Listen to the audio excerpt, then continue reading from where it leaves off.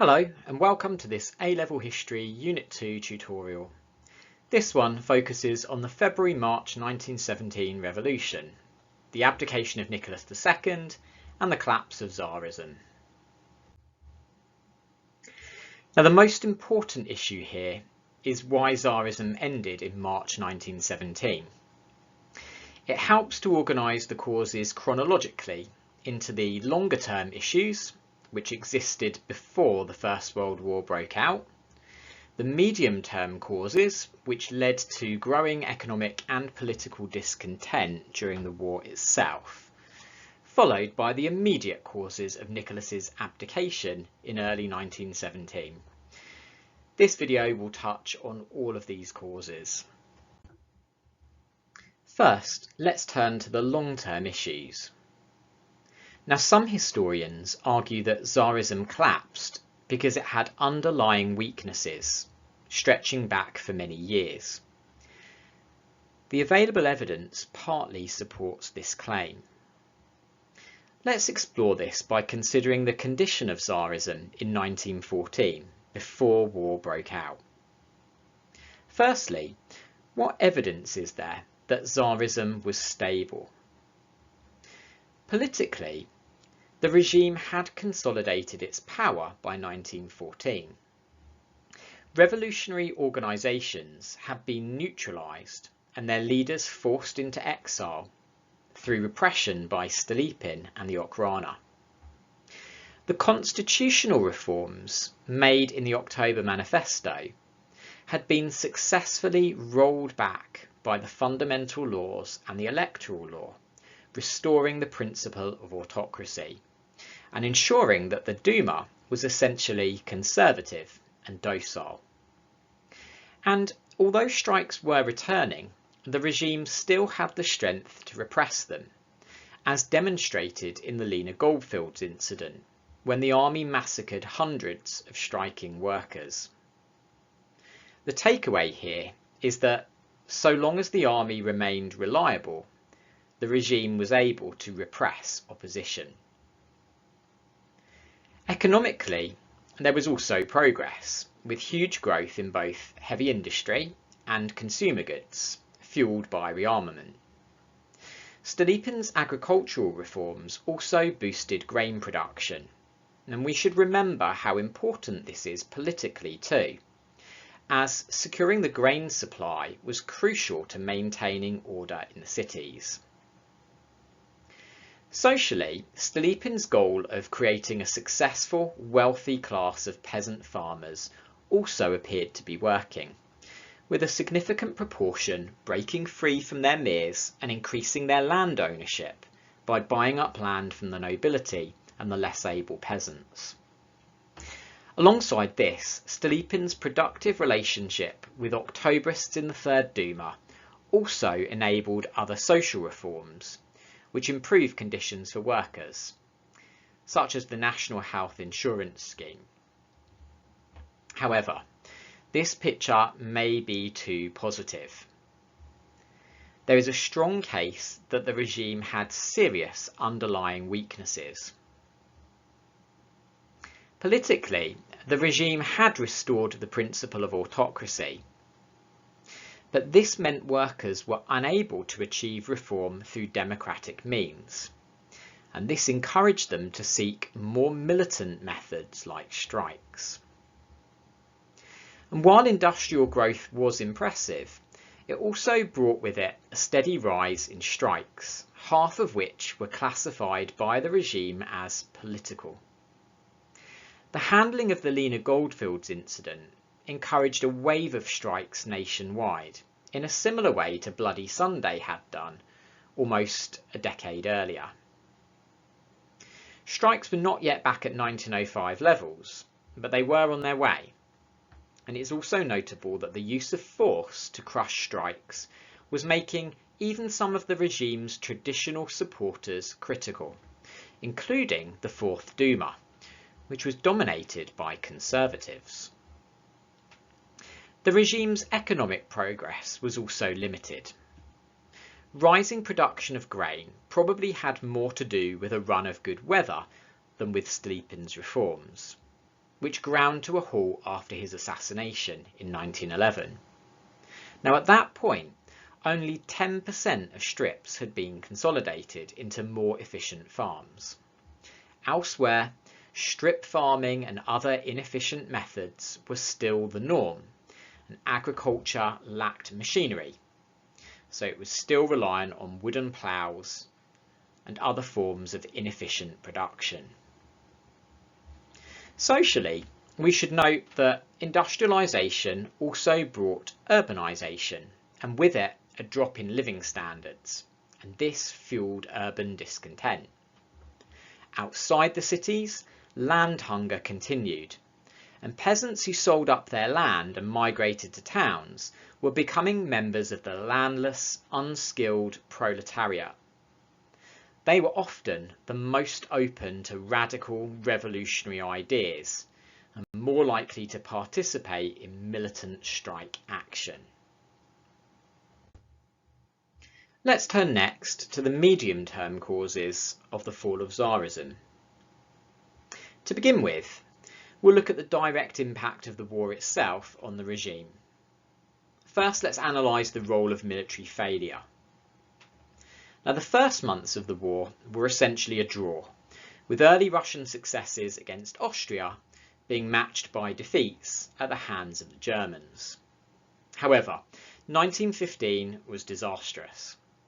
Russian commanders gained a reputation for cruelty and incompetence, as they were often still using 19th century tactics instead of constructing proper modern trenches. And although Russian industry was producing armaments, the inability of the War Ministry to coordinate supplies meant that these were not reaching the front quickly enough, leading to shell shortages. Thus, the army was forced into a headlong Great Retreat, losing valuable territory and resulting in a large proportion of the professional army being killed. When Rodchenko toured the front, he was shocked by the disorganisation of the war effort and the suffering of Russian casualties. So how important was this in the fall of tsarism? Well, military failure was the reason why criticism of the regime developed first among the liberals and the middle classes. They were increasingly of the opinion that autocracy was incapable of winning the war. Military failures also had an economic impact due to the loss of territory. They also had a political impact, with Nicholas's decision to take up the position of commander-in-chief. Now, both of these points we'll explore further in a moment. Military failure also reduced the reliability of the army. First, it changed the composition of the army, as the professional army was replaced with less disciplined peasant conscripts, and aristocratic officers were replaced by peasant NCOs, who empathised more with their own men than they did with the regime. Military failure and the treatment of soldiers on the front also led to a drop in army morale. However, we should be wary of exaggerating the importance of military failure. All the fighting countries had similar issues, and by 1916 the Russians appeared to have overcome theirs. The supply of shells improved, and the size of the army increased, and the bulk of the army remained loyal to the regime. There were even some notable successes, most notably the Brusilov offensive against the Austrians. However, the war also had a domestic impact too. Just when the front was stabilising, the situation on the home front began to deteriorate. The transport network was collapsing due to the loss of railway lines during the Great Retreat, and the fact that the army was given priority over using it. Grain production was also dropping.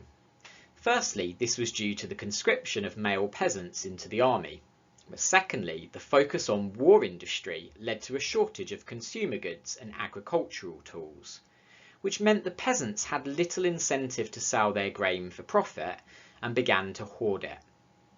Shortages were also made worse by the influx of refugees into Petrograd, swelling the urban population. As the government fell into debt it abandoned the gold standard and began to print banknotes to cover its costs.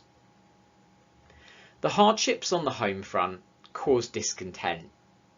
This was the result of the high inflation, which was accompanied by a drop in living standards. Discontent was also caused by shortages of food and fuel, leading to queues for basic items such as bread. Now you can get an idea of this from the image here, which shows a queue for bread that was so long the imperial police had to keep order. Bread riots became a regular and recurring feature of life in the capital city. However, was this economic unrest enough to bring about revolution? Almost all fighting countries experienced similar hardships by 1917, and perhaps the population would have been willing to accept hardship if there had been greater military success on the front. We should also consider the role of individuals in the collapse of tsarism. Here, Nicholas II must bear some personal responsibility. He was stubbornly insistent on the principle of autocracy. He had a hatred of the liberal intelligentsia and a belief in using force to control the empire. These qualities led him to make a number of decisions which were, with hindsight, mistakes. These included taking up the role of commander-in-chief, appointing generals on the basis of dynastic ties instead of ability, and his refusal to make any political concessions. For example, he refused to work with liberal non-governmental bodies like Zemgor, whose aim was to help the autocracy organise a more efficient war effort. Secondly, when the Progressive Bloc, a coalition of liberals and conservatives in the Fourth Duma, demanded a say over Nicholas's choice of ministers, Nicholas rejected this. Nicholas's actions damaged him personally and the regime as a whole. By assuming command and refusing to share power, he missed the chance to share blame for military defeats. His absence from Petrograd left him out of touch with events there and left the Tsarina and Rasputin in command. His reluctance to accept assistance from the liberal politicians left them increasingly frustrated with the regime. And it's striking that the liberals, who had thrown their support behind Nicholas when the war began in 1914, had, by 1916, come to see him as an obstacle to victory. Nevertheless, perhaps we should not be too critical of Nicholas's decisions. At the time, his decision to take up the role of commander-in-chief was logical, and his presence at the front did raise morale, perhaps contributing to the stabilisation of the front by 1916. Now, the role of the Tsarina and Rasputin is also notable. Alexandra had German heritage, and Rasputin was able to gain influence over her with his ability to soothe her haemophiliac son, Alexei.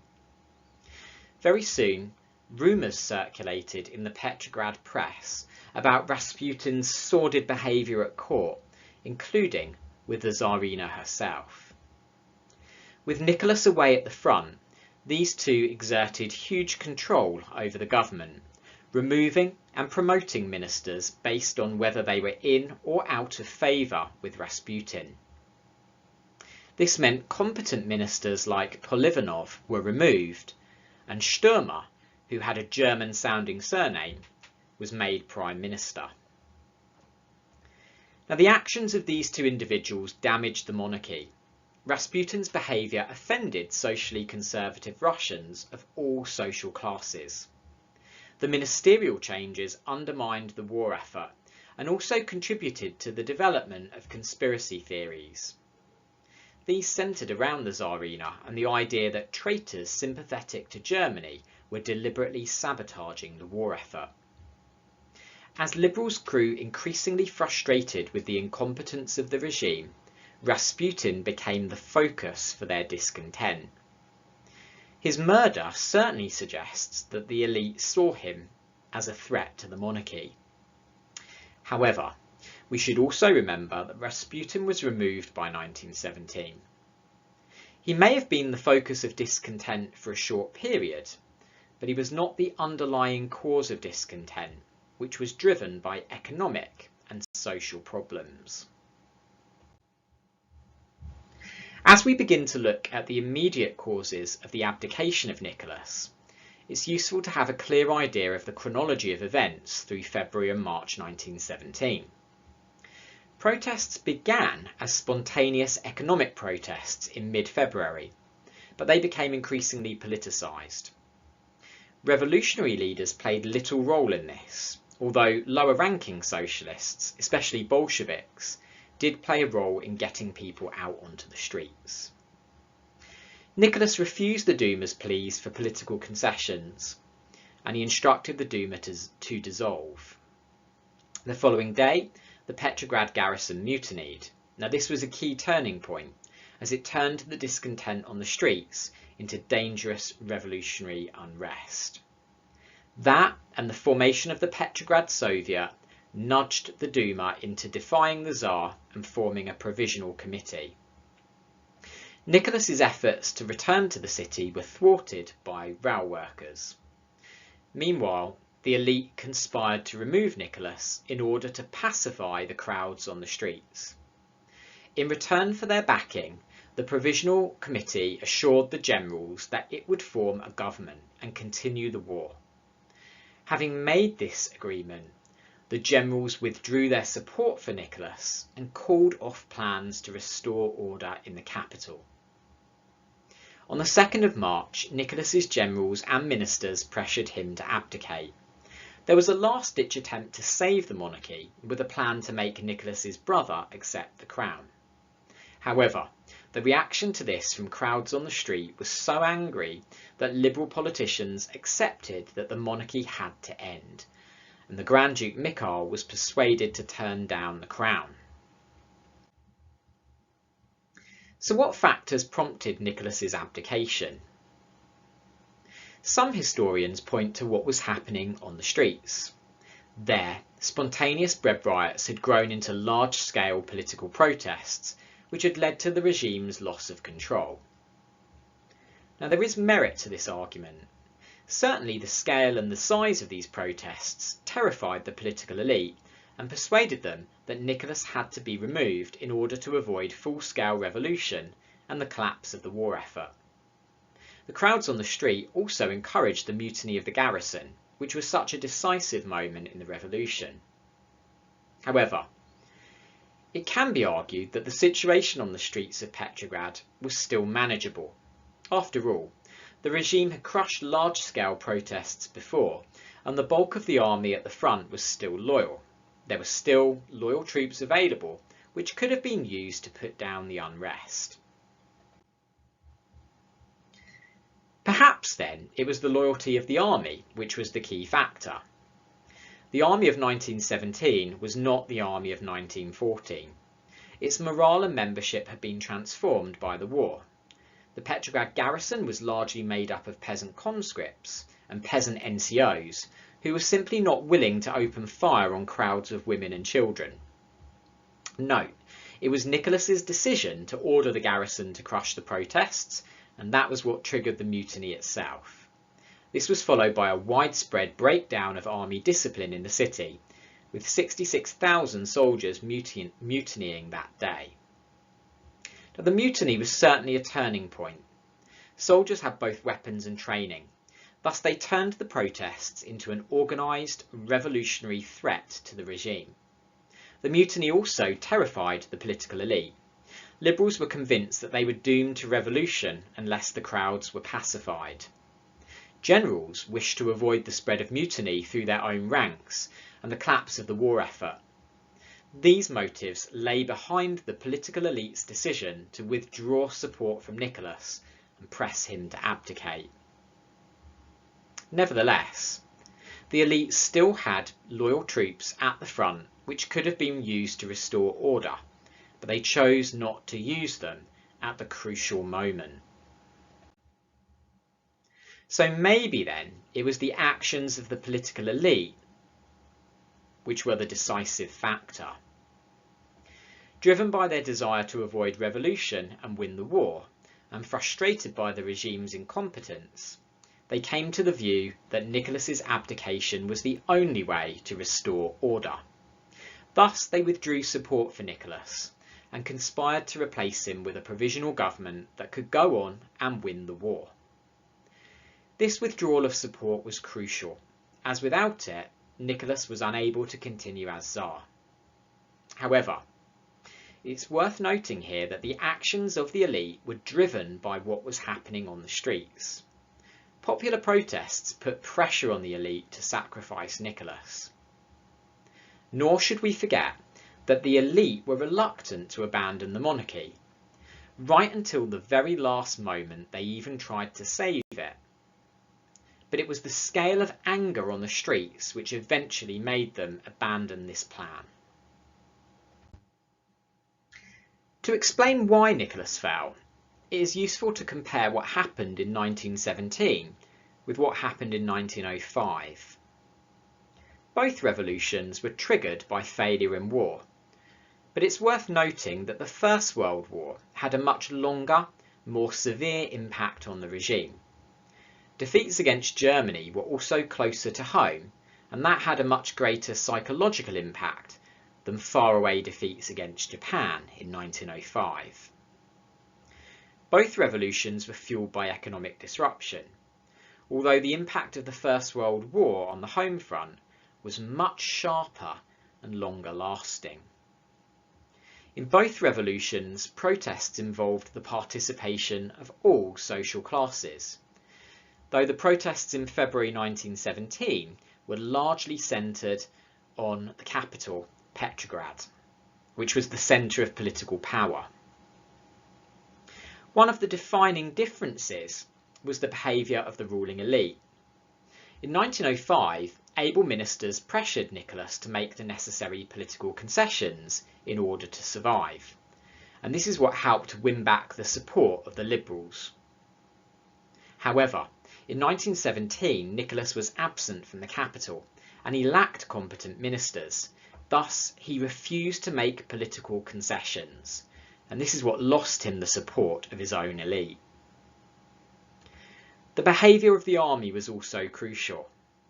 This is not to say that there weren't mutinies in 1905. There were, but the army remained loyal.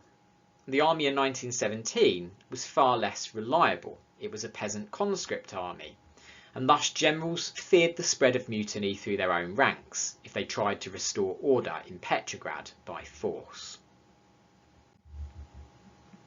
Finally, it's worth considering two different perspectives on the collapse of tsarism.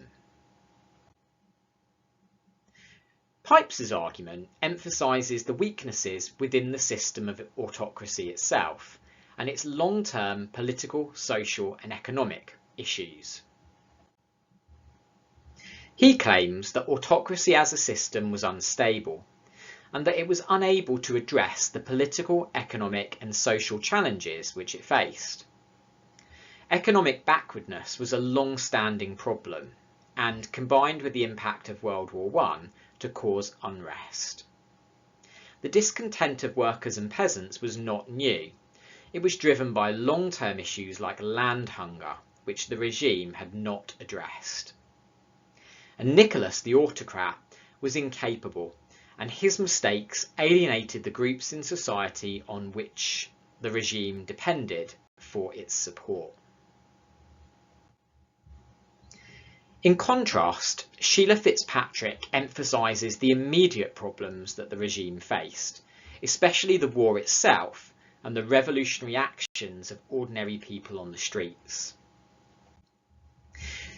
She pinpoints the impact of the war as the catalyst which brought about the collapse of the regime. It was the war which drove the unrest on the streets, which came to challenge the regime in 1917. She also emphasises the actions of both opposition groups who challenged the regime and the actions of the army and the police force, which were critical. When they abandoned the regime, it lost its ability to maintain control. Now, it might be worth pausing for a moment here and reflecting on which of these two viewpoints you think holds the greatest weight?